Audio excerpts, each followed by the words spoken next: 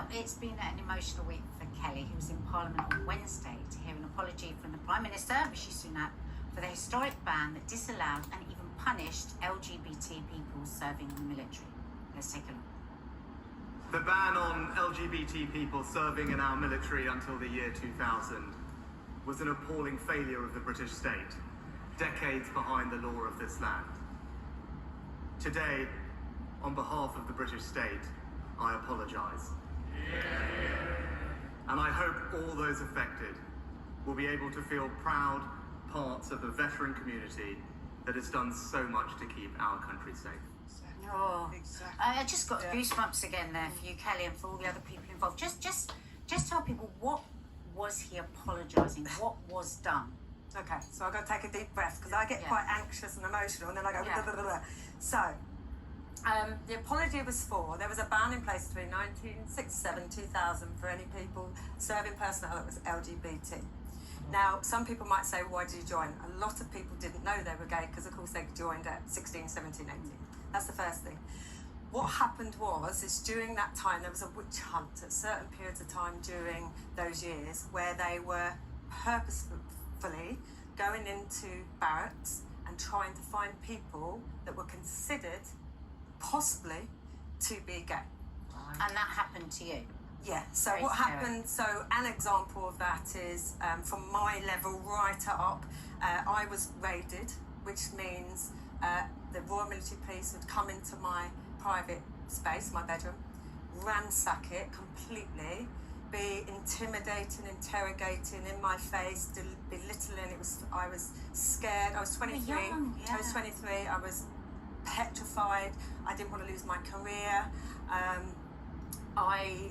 They were just looking for anything that could lead them to... Like, literally anything. So I, for example, letters from my sister and friend, I had to hide in the back of my car because they could have accused me of being gay.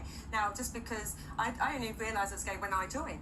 You know, I wasn't even seeing anyone at the time of that raid. But, so what went from that is that for me personally caused me mental health issues throughout my whole career because I was so petrified that it was institutionally driven into me about, you know, that shame.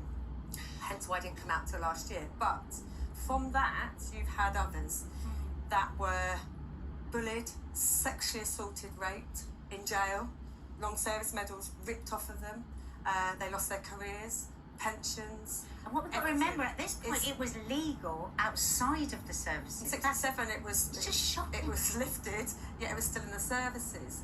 So you've got, this has affected 20,000 service personnel, people even that were on the front line protecting our country and risking their lives if they were found out to be gay. Or, from one example, in my documentary last year, Kelly Holmes and Me, I had a girl, I will mention her because she said I could, Emma Raleigh, and she was a Navy.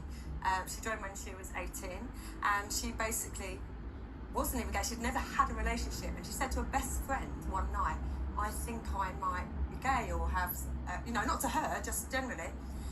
The next morning, she was ripped out of her bank. She was arrested. She was interrogated. She was told she was going to lose her career. She had to go back to her family and out herself. And she hadn't even, she wasn't They made her do that. That doesn't even make sense. They made her do it.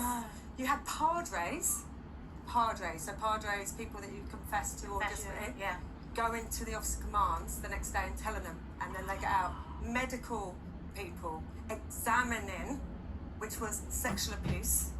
So they would say that you need a full medical. But it wasn't. It was about abusing somebody who was gay. Remember, men and women. Remember, this is men and women. So what this has led to, of course, is years and years of suffering because people were homeless, lost all pensions, career opportunities, just life, self-esteem. And so what happened was last year a report was commissioned, LGBT Veterans Independent Review, led by Lord Efferton.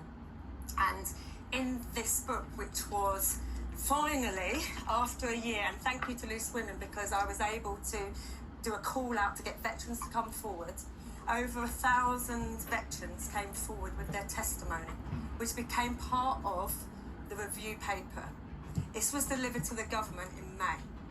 What people have to understand is this is historic. The Prime Minister the Prime Minister doesn't apologise for anything, let's face it, right? Yeah, you're Firstly, right. that was thing. Huge. And then, It's a big deal, big Yeah. deal. so I got to go to the House of Commons with 20 other veterans. We were representing those 1,000 plus and the 20,000.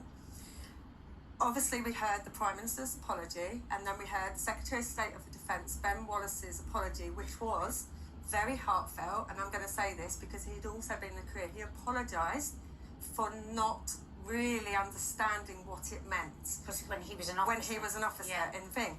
So, so basically, from that, this report has been made. 49 recommendations have gone into it. It's harrowing. Like, I'm glossing over the extent of what happened to a lot of veterans. Now, this could be your mum, dad, your nan, granddad, still alive to this day, who went through it and will not tell you about it because it's so bad. 49 recommendations. One was we wanted a state apology. We got it. Great. So you've got number one. You've got number one. Listen, Sorry, just very quickly, the others were things like giving medical support, giving housing, pensions back, compensation. medals back. And you know what? It's now the start of people rebuilding lives. Well, you know what? Congratulations. They've got to do it. Congratulations, because you fought hard, and we Fought were, hard as I for said that. this morning, horribly thank you. shocked that that had gone on. So